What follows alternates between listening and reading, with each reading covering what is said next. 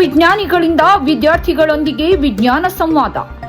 ನಿಂಬಳಗೇರಿಯಲ್ಲಿ ವಿಜ್ಞಾನ ದಿನಾಚರಣೆಯ ವೈಭವ. ಹಾಯ್ ಹಲೋ ನಮಸ್ಕಾರ, ಸುಪ್ರೀಂ ಟಿವಿಗೆ ಸ್ವಾಗತ.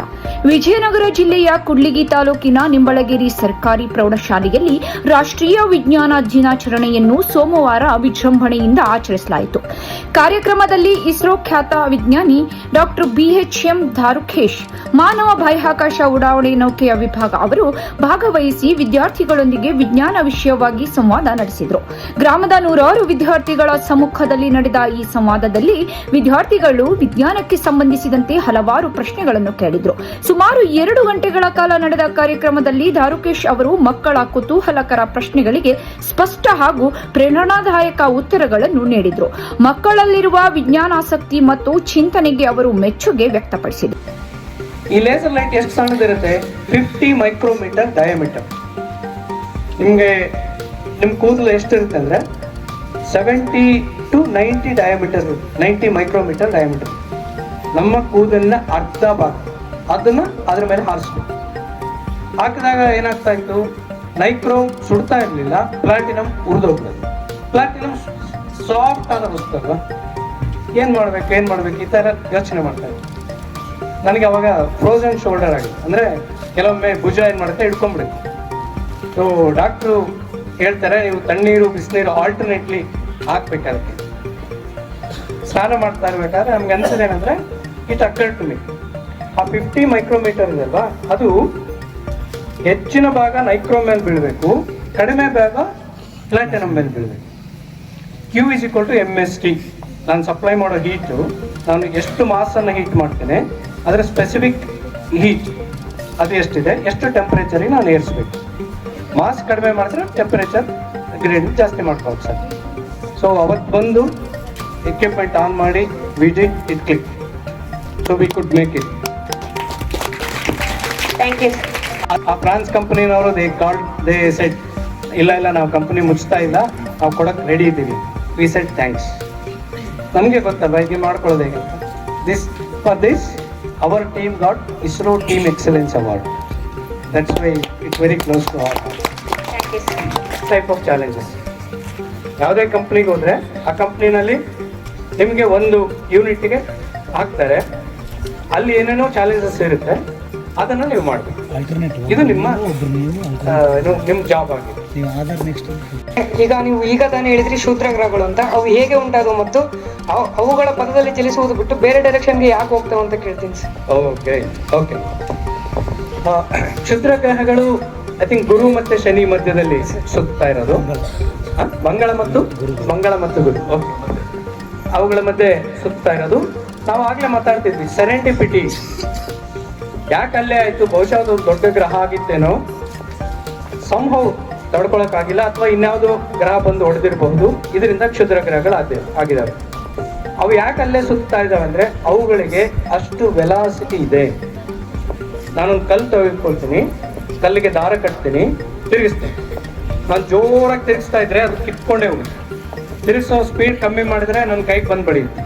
ಒಂದು ನಿರ್ದಿಷ್ಟವಾದ ವೇಗದಲ್ಲಿ ಅದು ಸುತ್ತಾ ಇರುತ್ತೆ. ಅಷ್ಟು ವೆಲಾಸಿಟಿ ಇದ್ರೆ ಅದು ಕಂಟಿನ್ಯೂ ಆಗ್ತಾನೆ ಇರುತ್ತೆ. ಅದು ಒಂದು ವೇ ಅದ್ರ ವೆಲಾಸಿಟಿ ಕಡಿಮೆ ಆದರೆ ಹತ್ತಿರದ ಒಂದು ಪ್ಲಾನೆಟ್ಗೆ ಹೋಗಿ ಹೊಡೆಯುತ್ತೆ.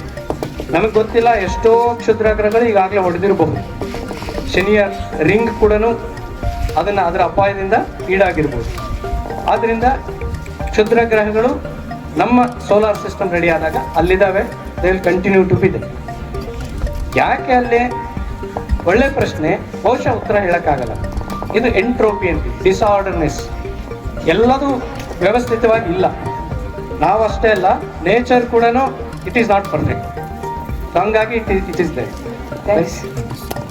ಇತ್ತೀಚಿನ ದಿನಪತ್ರಿಕೆಗಳಲ್ಲಿ ನಾನು ವಾಹನಗಳು ಮಾತಾಡ್ತವೆ ಎಂಬ ಆರ್ಟಿಕಲ್ ಓದಿದೆ ಸರ್. ವಾಹನಗಳು ಮಾತಾಡ್ತವ ಅಥವಾ ಬೇರೆ ತಂತ್ರಜ್ಞಾನದಿಂದ ಬಳಸ್ತಾರೆ, ತಿಳಿಸ್ಕೊಡಿ ಸರ್. Okay, good. ನಾವು ಬೆಳಗ್ಗೆ ಎಷ್ಟೊಂದು ಎಕ್ಸಿಬಿಷನ್, ಲ್ಯಾಬ್ನಲ್ಲಿ ಎಕ್ಸಿಬಿಷನ್, ಅದರಲ್ಲಿ ನೋಡಿದಾಗ ನಮ್ಗೇನಂದ್ರೆ, ನೀವು ಕಾರ್ ಓಡಿಸ್ಕೊಂಡ್ ಬರ್ತಾ ಇರ್ತೀರಾ, ನಾನು ಕಾರ್ ಓಡಿಸ್ಕೊಂಡ್ ಬರ್ತೀನಿ. ನಾನು ಯಾವ ಕಡೆನೂ ನೋಡ್ತೀನಿ, ನೀವು ಯಾವ ಕಡೆ ನೋಡ್ತೀರಾ, ಆಕ್ಸಿಡೆಂಟ್ ಆಗೋ ಸಾಧ್ಯತೆ ಇದೆ. ನಾನು ನಿಮ್ಮ ಕಾರ್ ನೋಡ್ತೀನಿ, ನೀವು ನನ್ನ ಕಾರ್ ನೋಡ್ತಾ ಇದ್ದಾರೆ, ನಾನು ಹಾರ್ನ್ ಮಾಡ್ತೀನಿ. ಅವಾಗ ನೀವು ಎಚ್ಚರ ಆಗ್ತೀರಿ. ಇದರ ಹೊರತಾಗಿ ನಾನೊಂದು ರಡಾರ್ ಸಿಸ್ಟಮ್ ಇಟ್ಕೊಳ್ತೀನಿ, ಮೈಕ್ರೋವೇವ್ಸ್. ಅದೇನ್ ಮಾಡುತ್ತೆ ಅಂದ್ರೆ ಅದು ಹೊಡಿತಾನೇ ಇರುತ್ತೆ, ಮೈಕ್ರೋವೇವ್ಸ್ ಹೊರಗೆ ಬರ್ತಾನೆ ಇರ್ತವೆ. ಯಾವ್ದಾದ್ರು ಒಂದು ವಸ್ತು ಎದುರುಗಡೆ ಬಂದ್ರೆ ಅದರಿಂದ ರಿಫ್ಲೆಕ್ಟ್ ಆಗ್ತವೆ. ಈ ರೀತಿ ಇಲ್ಲಿಂದ ಹೊರಟಿದ್ದು ಲೆಕ್ಕ ಹಾಕಿದ್ರೆ ಎಷ್ಟು ದೂರದಲ್ಲಿದೆ ಅಂತ ಗೊತ್ತಾಗುತ್ತೆ. ಪ್ರತಿ ಕ್ಷಣಕ್ಕೂ ಈ ದೂರ ಕಡಿಮೆ ಆಗ್ತಾ ಇದೆ ಅಂದ್ರೆ ನೀವು ರ್ಯಾಶ್ ಆಗಿ ನನ್ನ ಕಡೆ ಕಾರ್ ಓಡಿಸ್ಕೊಂಡ್ ಬರ್ತಾ ಇದ್ದೀರಾ, ನನಗೆ ಅರ್ಥ ಆಗುತ್ತೆ. ನಿಮ್ಮ ಕಾರ್ನಲ್ಲೂ ಆ ಥರ ಒಂದು ರಡಾರ್ ಸಿಸ್ಟಮ್ ಇಟ್ಬಿಟ್ರೆ ಆ ರಡಾರ್ಗಳು ಏನು ಕೊಲಿಷನ್ನ ಅವಾಯ್ಡ್ ಮಾಡ್ತವೆ. ರಿಯಲಿ ಅವು ಮಾತಾಡ್ತಾವ? ಇಲ್ಲ, ಡ್ರೈವರ್ನ ಎಚ್ಚರ ಮಾಡಿಸ್ತವೆ. ಹಿಂಗಾಗಿ ಈ ಟೆಕ್ನಾಲಜಿಯನ್ನ ಜನರಿಗೆ ಸುಲಭವಾಗಿ ಅರ್ಥ ಆಗಲಿ ಅಂತೇಳಿ ಕಾರುಗಳು ಮಾತನಾಡ್ತವೆ ಅಂತ ಹೇಳೋ ರೀತಿ. So one way it is correct also. ಯಾಕಂದ್ರೆ ಆ ರೀತಿ ಅವ್ರು ಹೇಳ್ತಾ ಇದ್ದಿದ್ರೆ ಬಹುಶಃ ನೀನು ಅದನ್ನ ನೆನಪಿಟ್ಕೊಂಡು ನನಗೆ ಪ್ರಶ್ನೆನೂ ಕೇಳ್ತಾ ಇರ್ಲಿಲ್ಲ. ಕಾರುಗಳು ನಿಜವಾಗಿ ಮಾತಾಡದೇ ಇರ್ಬೋದು, ಆದ್ರೆ ಆ ಟೆಕ್ನಾಲಜಿ ಇದೆ. So that's what is being implemented. ಹಾ, ಓಕೆ. ಪವನ್ ಅವ್ರ ಪ್ರಶ್ನೆ, ಕರೋನಾ ಯಾಕೆ ಬಂತು? COVID-19 2019 5G. I think 1977 ನಲ್ಲಿನೇ 5 around that we were knowing that it will be 5G. Yeah. Okay, 5G ಇಂದ ಕೊರೋನಾ ಬಂದಿದೆಯಾ, ಬರೋ ಸಾಧ್ಯತೆ ಇದೆಯಾ ಅಂದ್ರೆ ಅವನ ಪ್ರಶ್ನೆ ಸರ್. ಅದೇ ಈಗ ಕರೋನಾ ಬಂದದ್ದು 5G ಬಂದವು, ಹಂಗೆ ಈಗ 6G ಬರ್ತೈತಲ್ಲ, ಮತ್ತೆ ಏನಾರು ಆ ರೋಗಗಳು ಬರ್ತಿದಾವ ಬೇರೆ ಬೇರೆ? ಓಕೆ, ಇದೇನಂದ್ರೆ good thinking. I really appreciate your question. ಈಗ ನಾವು ಕಮ್ಯುನಿಕೇಷನ್ಗೆ 1G ಬಳಸ್ತೀವಿ, 2G ಬಳಸ್ತೀವಿ ಅಂದರೆ 1 to 2 GHz ಅಥವಾ 250 to 350 MHz ಇವುಗಳನ್ನು ಒಂದು ರೇಂಜ್ ಅಂತೀವಿ ನಾವು. 1G 2G ಅದರ ಫ್ರೀಕ್ವೆನ್ಸಿ ಜಾಸ್ತಿ ಆಗ್ತಾ ಹೋಗುತ್ತೆ. ಇವು ಮುಂಚೆ ಆಗಲಿಲ್ವಾ? ಇದ್ವು. ನಮ್ಮ ಕಮ್ಯುನಿಕೇಷನ್ಗೆ ನಾವು ಬಳಸ್ತಾ ಇರಲಿಲ್ಲ ಅವುಗಳನ್ನು. ನಾವು 5G ಇಂದ ಈ 5G ಕಿರಣಗಳು ಮೊದಲೂ ಇದ್ವು, ನಾವು ಬಳಸ್ತಾ ಇರಲಿಲ್ಲ. ಈಗ ನಮ್ಮ ಬಳಕೆಗೆ ಬೇಕು ಅಂತ ನಾವೇ ಸೃಷ್ಟಿ ಮಾಡ್ಕೊಳ್ತೀವಿ, ಅದನ್ನ ಬಳಸ್ತೀವಿ. ಅವು ನಿರ್ಜೀವವಾದ ವಸ್ತುಗಳು. ಕೋವಿಡ್ ಬಂದದ್ದು ವೈರಾಣುನಿಂದ, ಕರೆಕ್ಟ್?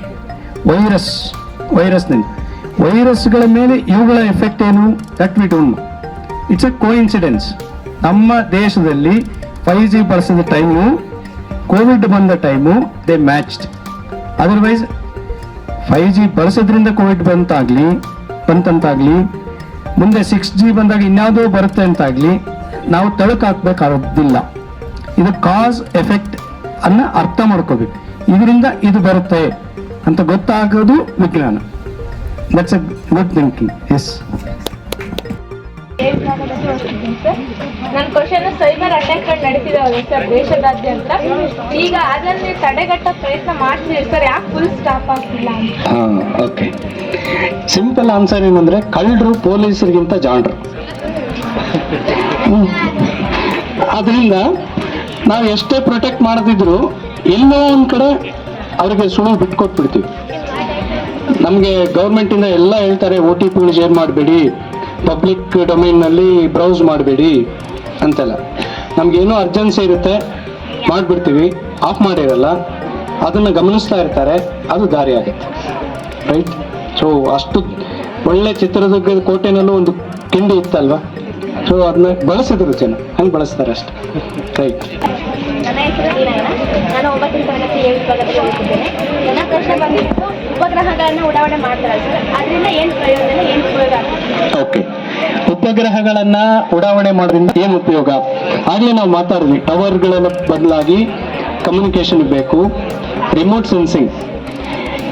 ಈ ವರ್ಷ ಯಾವ ಬೆಳೆಯನ್ನ ಬೆಳೆದರೆ ಚೆನ್ನಾಗಿ ಬರುತ್ತೆ, ಇವತ್ತು ಹಿಮಾಲಯದಲ್ಲಿ ಎಷ್ಟು ಹಿಮ ಕರಗಿದೆ, ಮುಂದೆ ಈ ಭಾಗದಲ್ಲಿ ಆರ್ದ್ರತೆ, ಹ್ಯೂಮಿಡಿಟಿ, ಅದರ ವೆಜಿಟೇಷನ್ ಇಂಡೆಕ್ಸ್ ಏನೇನು ಚೇಂಜ್ ಆಗುತ್ತೆ, ಇದೆಲ್ಲದೂ ರಿಮೋಟ್ ಸೆನ್ಸಿಂಗ್ ಸ್ಯಾಟಲೈಟ್ಗಳಿಂದ ಸಾಧ್ಯ. ಈ ಭಾಗದಲ್ಲಿ ಮ್ಯಾಂಗನೀಸ್ ಇದೆ, ಹೆಮಟೈಟ್ ಇದೆ, ಇದನ್ನು ಹೇಳೋದಕ್ಕೆ ಸಾಧ್ಯ. ಸೊ ಹಂಗಾಗಿ ಮ್ಯಾಕ್ಸಿಮಮ್ ಯುಟಿಲೈಸೇಷನ್ ಇವುಗಳಿಂದ ಆಗ್ತಾ ಇದೆ. So they are really building the nation. ಇನ್ನೊಂದು ಸ್ವಲ್ಪ I am studying in standard. I am some question sir. ಈ ಆಕಾಶ ಕೊನೆ ಎಲ್ಲಿದೆ? Okay I am studying in fifth standard. ಸೂರ್ಯನಿಗೆ ಹತ್ತಿರವಾದ ಗ್ರಹ ಬುಧ ಗ್ರಹ ಸರ್.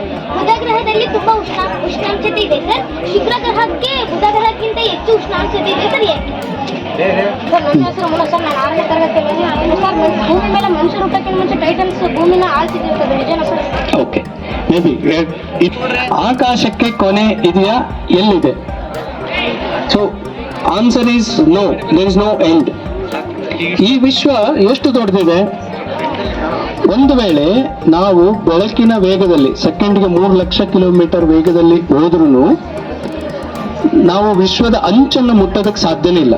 ಯಾಕೆಂದ್ರೆ ವಿಶ್ವ ಅದಕ್ಕಿಂತ ಹೆಚ್ಚಿನ ವೇಗದಿಂದ ಹಿಗ್ಗುತ್ತಾ ಇದೆ, ವೇಗೋತ್ಕರ್ಷದಿಂದ ಹಿಗ್ಗುತ್ತಾ ಇದೆ. So we will never know the answer. So ನಿಮ್ಮ ಪ್ರಶ್ನೆ ಇದ್ದಿದ್ದು ಬುಧಗಿಂತ ಶುಕ್ರ ಯಾಕೆ hot? Correct, fine.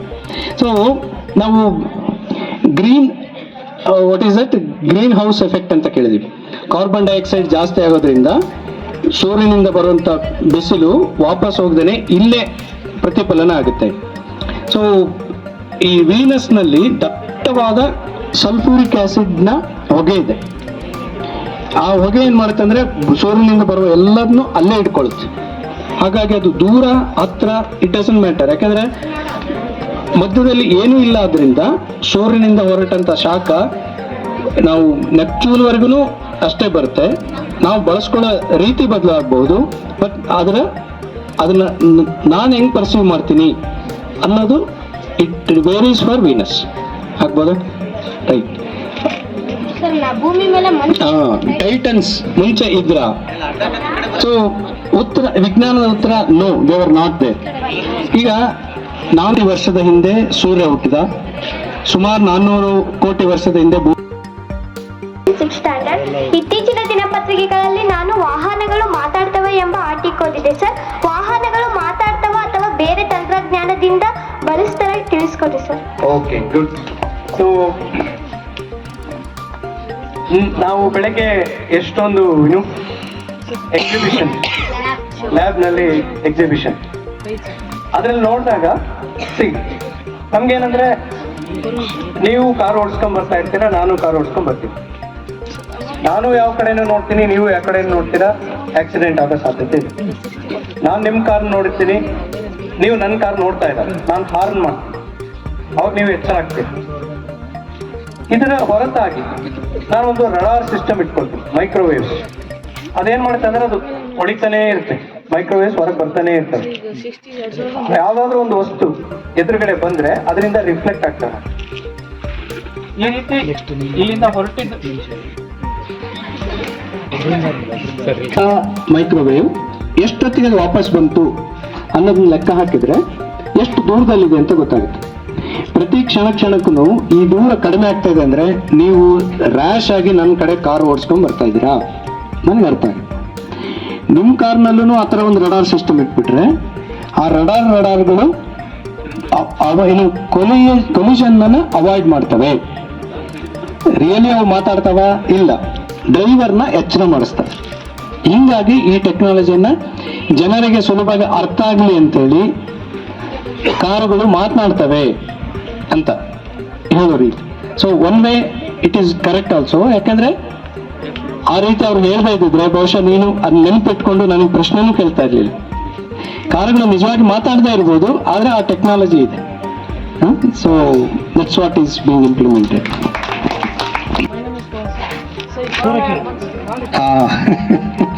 Okay, Pavan ಅವ್ರ ಪ್ರಶ್ನೆ, ಕರೋನಾ ಯಾಕೆ ಬಂತು?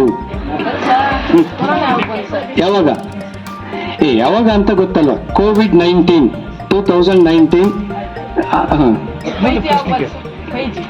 5G I think 1977 ನಲ್ಲಿನೇ 5 around that we were knowing that it will be 5G. ಎರಡು ಕೋಇನ್ಸಿಡೆನ್ಸ್. 5G ಇಂದನೂ ಕೊರೋನಾ ಬಂದಿರಬಹುದು. ಓಕೆ, 5G ಇಂದ ಕೊರೋನಾ ಬಂದಿದೆಯಾ, ಬರೋ ಸಾಧ್ಯತೆ ಇದೆಯಾ ಅಂದ್ರೆ ಅವನ ಪ್ರಶ್ನೆ ಸರ್.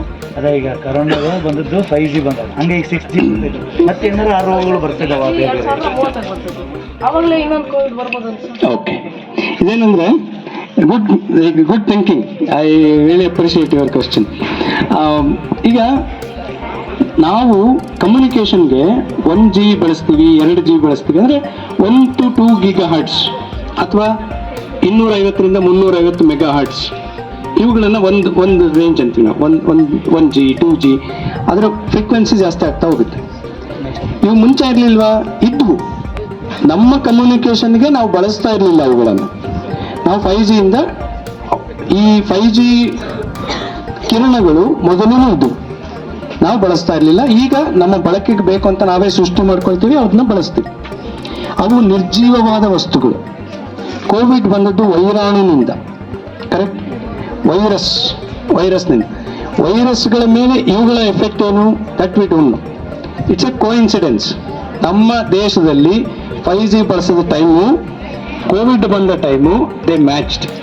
ಅದರ್ವೈಸ್ 5G ಬಳಸೋದ್ರಿಂದ ಕೋವಿಡ್ ಬಂತಂತಾಗಲಿ, ಮುಂದೆ 6G ಬಂದಾಗ ಇನ್ಯಾವುದೋ ಬರುತ್ತೆ ಅಂತಾಗಲಿ ನಾವು ತಳಕು ಹಾಕ್ಬೇಕಾಗೋದಿಲ್ಲ.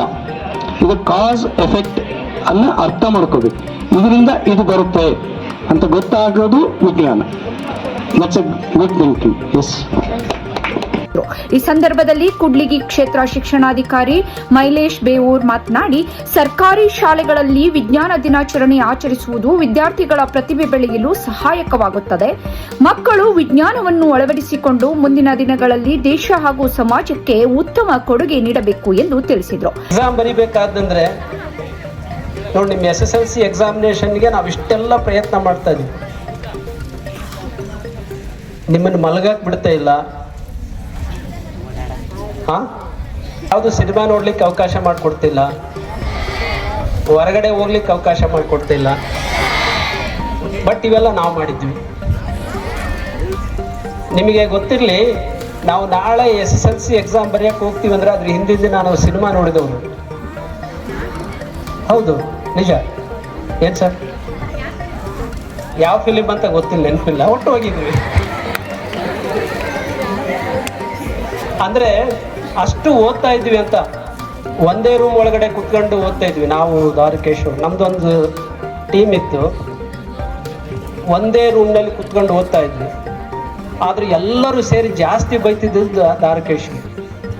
ಆತೇನು ಮಾಡೋಣ ಅಂತಂದ್ರೆ ಮನೆಗೆ ಹೋಗೋನು, ಮನೆಗೆ ಹೋಗ್ಬಿಟ್ಟು ಎಲ್ಲ ಚೆನ್ನಾಗಿ ಓದ್ಕೊಂಬಂದ್ಬಿಡೋನು.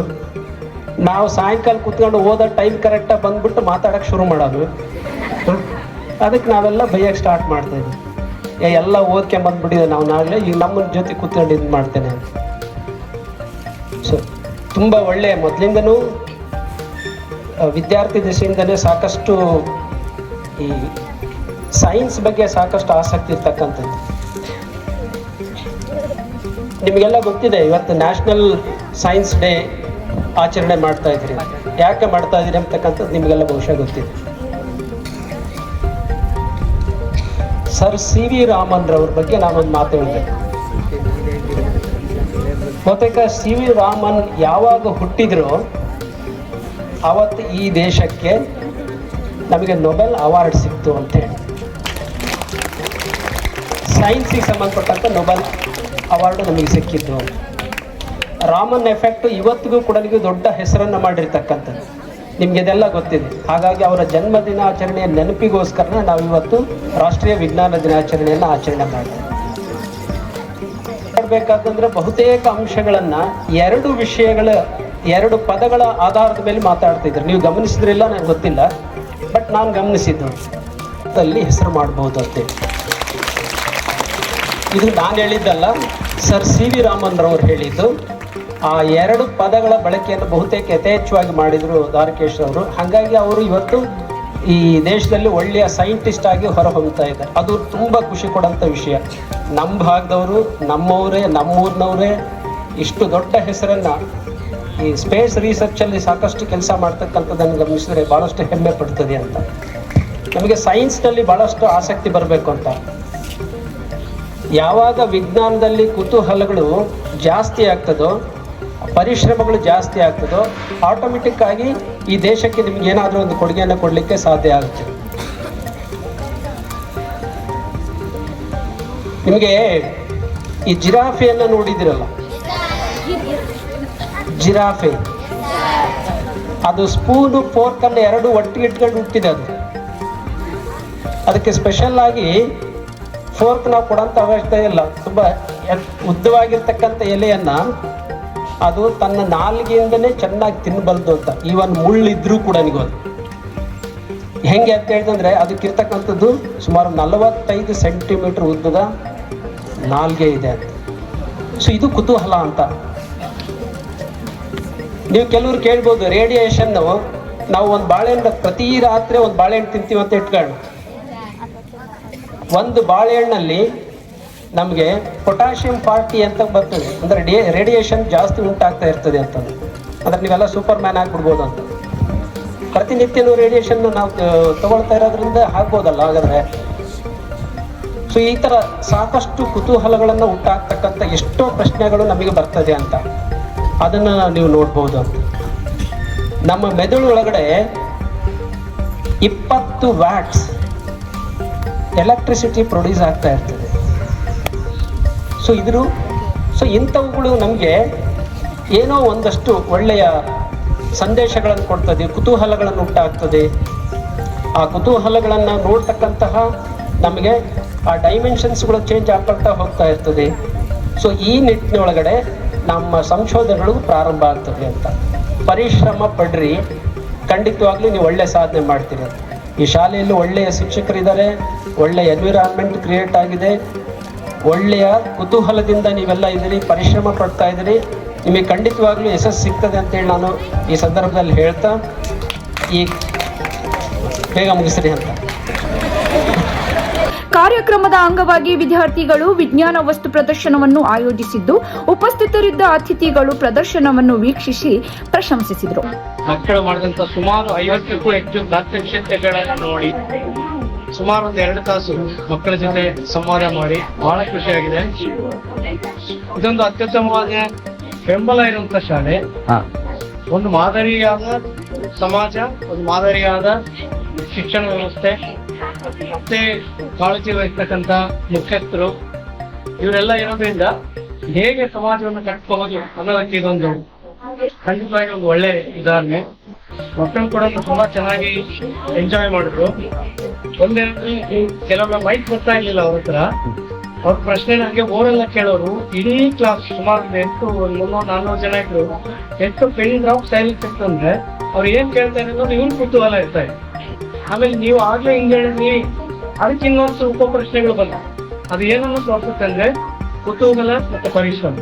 ನೀವು ಅವ್ರು ಹೇಳಿದಾಗೆ ಈ ಎರಡನ್ನು ಮಾಡಕ್ ತಯಾರಿದ್ದಾರೆ, ಅವರು ಅರ್ಹರಿದ್ದಾರೆ. ಒಳ್ಳೇದಾಗ್ಲಿ, all the very best. Sir, ಅವರು ಮಕ್ಕಳು ಪ್ರಶ್ನೆ ಮಾಡುವಾಗ ತಮಗೆ ಏನ್ ಅನಿಸ್ತು? ಮಕ್ಕಳ ಬಗ್ಗೆ ಖಂಡಿತವಾಗಿ ಒಂದೇನಂದ್ರೆ ಪ್ರಶ್ನೆ ಕೇಳೋದು ಒಂದ್ ರೀತಿ, ಅದನ್ನ ಆರ್ಟಿಕ್ಯುಲೇಟ್ ಮಾಡೋದಂತೆ, ಮೂರ್ತ ರೂಪವಾಗಿ ಪ್ರಸ್ತುತ ಮಾಡೋದಂತೆ. ಅದು ಸುಮ್ಮನೆ ಏನೋ ಕೇಳಿ ಇದ್ರ ಬಗ್ಗೆ ಹೇಳಿ ಅದ್ರ ಬಗ್ಗೆ ಹೇಳಿ ಹಂಗಿರ್ಲಿಲ್ಲ ಅವ್ರು. ಹಿಂಗೆ ಅಂತ ಇದನ್ನ ಸ್ಪೆಸಿಫಿಕ್ ಆಗಿ ಪ್ರಶ್ನೆ ಕೇಳೋದಿದೆಯಲ್ಲ, ಅದು ಬಹಳ ನನಗೆ ಖುಷಿ ಆದ. ಕೂಡ್ಲಿಗಿ ತಾಲೂಕಿನರೇ, ತಾವು ಕೂಡ್ಲಿಗಿ ತಾಲೂಕಿನ ಇನ್ನು ಇದೇ ರೀತಿಯ ವಿದ್ಯಾರ್ಥಿಗಳು ಬೇರೆ ಸ್ಕೂಲ್ಗೆ ಮಾಡ್ಲಿಕ್ಕೆ ತಮ್ಮ ಒಂದು ಸಲಹೆ ಏನಾದ್ರೂ ಬಿಒರ್ ಇದ್ದಾರೆ, ಅವ್ರಿಗೇನನ್ನ ಹೇಳಕ್ ಇಷ್ಟ? ಅವರು ಈಗಾಗಲೇ ಅತ್ಯುತ್ತಮವಾಗಿ ಕೆಲಸ ಮಾಡ್ತಾ ಇದ್ದಾರೆ. ಈಗ ಎಕ್ಸಾಮ್ ಸಮಯ, ಮಕ್ಕಳ ಭವಿಷ್ಯದ ದೃಷ್ಟಿಯಿಂದ ಸರ್ಕಾರದ ನಿರ್ದೇಶನಗಳನ್ನ ಪಾಲಿಸಬೇಕು. ಬಹುಶಃ ನಾವೆಲ್ಲರೂ ಒಟ್ಟಾಗಿ ಸೇರಿ ಮಾಡಬಹುದಾದಂದ್ರೆ ಸ್ಕೂಲ್ ಟೀಚರ್ಸ್ ಬಹುಶಃ ಆಗಸ್ಟ್ ಜುಲೈ ಆಗಲಿ ಈ ಸಮಯದಲ್ಲಿ ಅವ್ರು ಬಿಡುವಿದ್ದಾಗ ಈಗಾಗಲೇ ಅವ್ರು ಒಂದ್ಸಾರಿ ಮಾಡಿದ್ರು. ಕೊರೋನಾ ಟೈಮ್ನಲ್ಲಿ ಅವರು ಎಲ್ಲ ಶಿಕ್ಷಕರನ್ನ ಸೇರಿಸಿ ಮಾಡಿದ್ರು. ಖಂಡಿತವಾಗಿ ಅದನ್ನ ಮಾಡ್ತಾರೆ. ಒಂದು ಸರ್ಕಾರಿ ಸ್ಕೂಲು ಇದನ್ನ ಇನ್ನು ಯಾವ ಮಟ್ಟಕ್ಕೆ ಇನ್ನೂ ತಗೊಂಡು ಹೋಗ್ಬೇಕು, ಆಮೇಲೆ ಇಂಥ ಇಸ್ರೋ ವಿಜ್ಞಾನಿಗಳು ಇಂಥ ಒಂದು ಸ್ಕೂಲಿಗೆ ಬರ್ಲಿಕ್ಕೆ ಇಲ್ಲಿನ ಪರಿಶ್ರಮ, ಗುಣಾತ್ಮಕ ಶಿಕ್ಷಣ ಬಹಳ ಎಲ್ಲ ಹಳ್ಳಿಯರು ಸಹ, ಇಲ್ಲಿ ಗ್ರಾಮಸ್ಥರು ಸಹ ಬಹಳ ಹೆಮ್ಮೆ ಪಡ್ತಾ ಇದ್ದಾರೆ. ಅದರ ಬಗ್ಗೆ ತಾವೇನ್ ಹೇಳ್ತೀರಿ?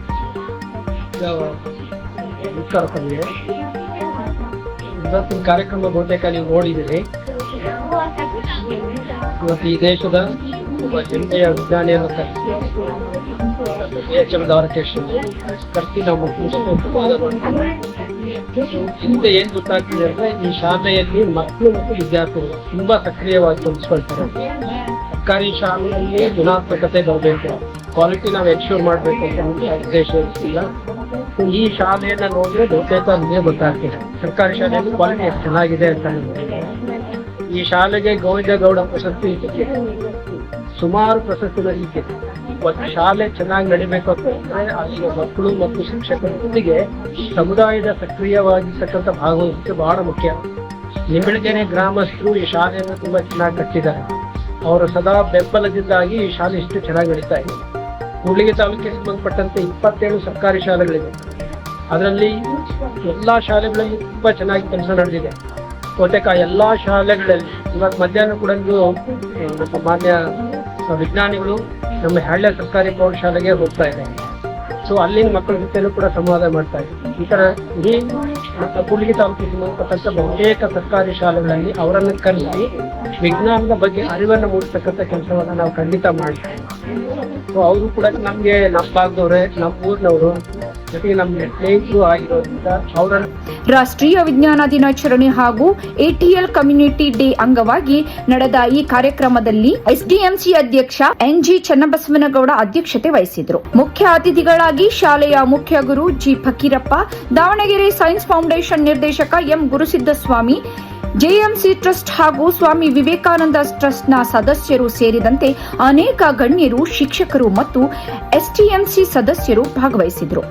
ವರದಿ ರಾಘವೇಂದ್ರ ಸಾಲುಮನೆ, ಕೂಡ್ಲಿಗಿ. ಸ್ವಚ್ಛ ಸಮಾಜಕ್ಕಾಗಿ ನೋಡ್ತಾ ಇರಿ ಸುಪ್ರೀಂ ಟಿವಿ. ಶೇರ್ ಮಾಡಿ, ಲೈಕ್ ಮಾಡಿ, ಸಬ್ಸ್ಕ್ರೈಬ್ ಮಾಡಿ.